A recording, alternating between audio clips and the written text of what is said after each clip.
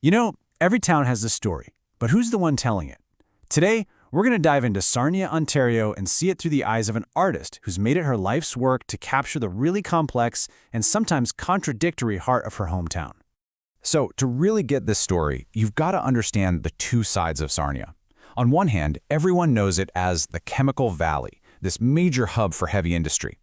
But then, at the very same time, it's sold as Ontario's Blue Coast, with beautiful waterfronts and parks. It's that push and pull, that tension between industry and nature that really defines this place and the art we're going to look at. So who is the person actually documenting this collision of worlds? Well, meet Christie Anderson. The sources we looked at for this explainer call her a creative ethnographer, which is a cool way of saying she's not just an artist, she's someone who has truly dedicated herself to observing and understanding both sides of Sarnia's coin. And just look at the range of things she does. She's not just snapping photos. Oh no. She's a filmmaker, a musician, a designer, and a community advocate. That mix of skills is so important because it lets her tell Sarnia's story from all these different, really personal angles. There's this quote on our website that just nails it. It says she has a purpose to her photography hobby madness. I love that phrase, hobby madness. It perfectly captures this passionate, almost obsessive drive. This isn't just something she does for fun. She's absolutely on a mission. And that mission leads us to what might be her most fascinating project, called the Pyramids of Sarnia. Just the name alone gets you thinking, right? This is where she takes the industrial, maybe even boring parts of a landscape and turns them into something almost mythical. Which of course begs the question, what in the world are the Pyramids of Sarnia? I mean, are there actual ancient pyramids hiding out in Ontario's industrial belt? And here's where you see her artistic brain really at work. The pyramids aren't ancient ruins. It's her name for the industrial mounds, the gravel pits, and these other weird formations along the river. She's not just uncovering history, she's basically creating a brand new mythology for the world that's right there in front of her. So this project is way more than just a clever name. Her goal, in her own words, is to document these unexplained, mysterious sightings. She's out there actively looking for wonder and mystery that's hidden in plain sight, treating these industrial sites with the same kind of awe an explorer would have discovering a lost city. But Christie Anderson's work doesn't stop at landscapes and mysteries, not at all.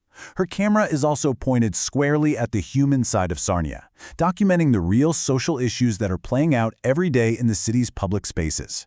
Her work covers some really key social projects. For example, the Rainbow Park Project, which looks at the unhoused community there, and Forts for Homes, which is a really creative way to advocate for better housing. Through projects like these, she's using her art to get right into the middle of some of the toughest challenges her city is facing. And believe me, this isn't easy work. This is a quote from a recent Google review for Rainbow Park. It calls it a homeless encampment and talks about signs of drug use.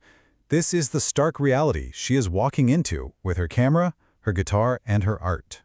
So you have to wonder, how does she even manage in such sensitive situations? Well, from what people who know her say, it comes down to her character. She's described as having a friendly, charismatic, positive, and delightful personality.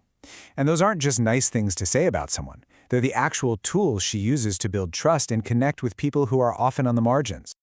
All right, now we get to what might be the most powerful part of this whole story. Her connection to Sarnia's industry.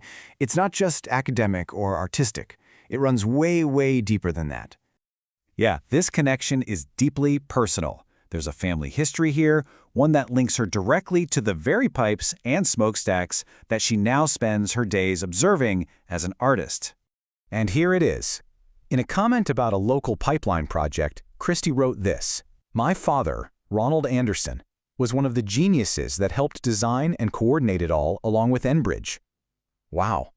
Just let that sink in for a second. The daughter of one of the engineers who literally helped build the Chemical Valley is now its most dedicated artistic interpreter. That gives her a perspective that isn't just about criticizing or celebrating it. It's something way more complicated and personal. So when you put all of these pieces together, the art, the social advocacy, that incredible family history, you start to see why her vision is so important.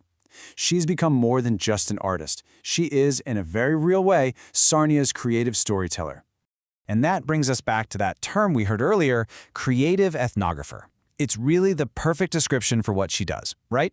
She's mixing her creative work with real, on-the-ground observation, and she's systematically documenting the life of her community.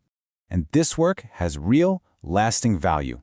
For more than 5 years, she's been building what is basically a living archive of Sarnia's ever-changing environments.